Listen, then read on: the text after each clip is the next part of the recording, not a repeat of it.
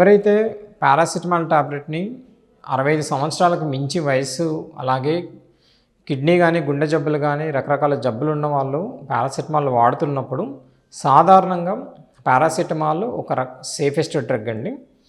దీనిని సాధారణంగా మోకాళ్ళ నొప్పులకి ఎక్కువ రోజుల పాటు యూస్ చేస్తూ ఉంటారు. ఎక్కువగా ఆర్థోపెడిక్ డాక్టర్స్ ఎవరికైతే కీళ్ళ అరుగుదల, మోకాలు చిప్పలు అరిగిపోయినప్పుడు మెడికల్ పరంగా దాన్ని కంట్రోల్ చేయాలంటే పారాసిటమాల్ని 1 గ్రామ్ టాబ్లెట్ ఫామ్లో ఇస్తూ ఉంటారండి. ఎవరికైతే కిడ్నీ కానీ లివర్ కానీ సంబంధించిన సమస్యలు లేనట్టయితే ఈ 1 గ్రామ్ టాబ్లెట్ని డైలీ 2 లేదా 3 సార్లు తీసుకోవచ్చండి. వీరికి ఎటువంటి ప్రాబ్లం ఉండదు. కానీ ఎవరికైతే కిడ్నీ కానీ లివర్కి సంబంధించిన సమస్యలు ఉన్నవారైతే ఈ 1 గ్రామ్ పారాసిటమాల్ టాబ్లెట్ని వాడుకోకపోవడమే ఉత్తమం అండి. అలాగే పారాసిటమాల్ యాజ్ సచ్ డైరెక్ట్గా కిడ్నీ కానీ లివర్ని కానీ ఎలాంటి డ్యామేజ్ చేయదు. కానీ ఎప్పుడైతే పారాసిటమాల్ టాబ్లెట్ శరీరంలోకి ఎంటర్ అయిన తర్వాత లివర్ ద్వారా ఇది మెటబాలిజం అవుతుంది.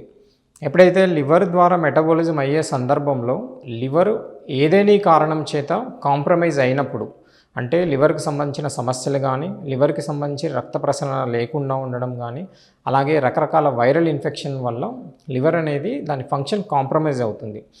ఎప్పుడైతే లివర్ ఫంక్షన్ కాంప్రమైజ్ అవుతుందో అప్పుడు ఈ 1 గ్రామ్ పారాసిటమాల్ టాబ్లెట్ అయితే తీసుకున్నట్లయితే పారాసిటమాల్ మరియు దాని మెటబోలైట్స్, అంటే పారాసిటమాల్ నుంచి వచ్చే రకరకాల మెటబోలైట్స్ అనేటివి శరీరంలో అక్యుములేట్ అయిపోతాయి. అవి లాక్టిక్ యాసిడ్స్ అనే ఒక చెడు విష యాసిడ్స్ని బాడీలో ప్రొడ్యూస్ చేస్తుంది. ఇది ఎక్కువ అయినట్టయితే శరీరంలోని ఇతర అవయవాల మీద డైరెక్ట్గా ఎఫెక్ట్ చూపించే అవకాశం ఉంటుంది.